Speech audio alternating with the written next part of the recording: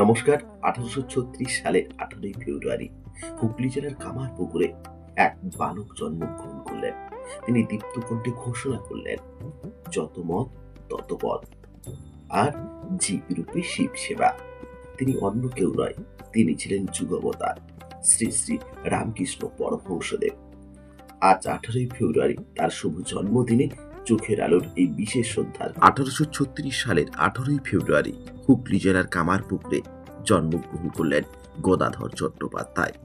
দক্ষিণেশ্বর কালীবাড়িতে সাধনার মাধ্যমে ঈশ্বর উপলব্ধি করলেন তিনি, এবং তিনি যত মত তত পথ ও জীবে প্রেম বা শিব রূপে জীব সেবার মতন কালোজয়ী আদর্শ প্রচার করেন। স্বামী বিবেকানন্দ তার প্রধান শিষ্য ছিলেন। তার বাবা ছিলেন ক্ষুদিরাম চট্টোপাধ্যায়, মা চন্দ্রমণি দেবী।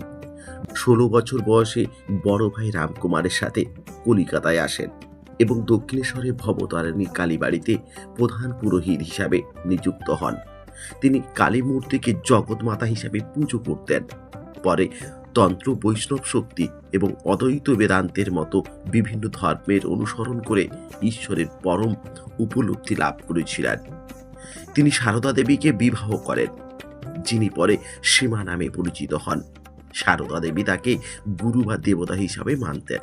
তার মূল শিক্ষা হলো ঈশ্বর উপলব্ধির জন্য কাম কাঞ্চন, যৌনতা, অর্থত্যাগ এবং সব ধর্মের সার সত্যতা, যত মত তত পথ এবং মানুষ সেবার মধ্যেই ঈশ্বর সেবার কথা বলেছিলেন।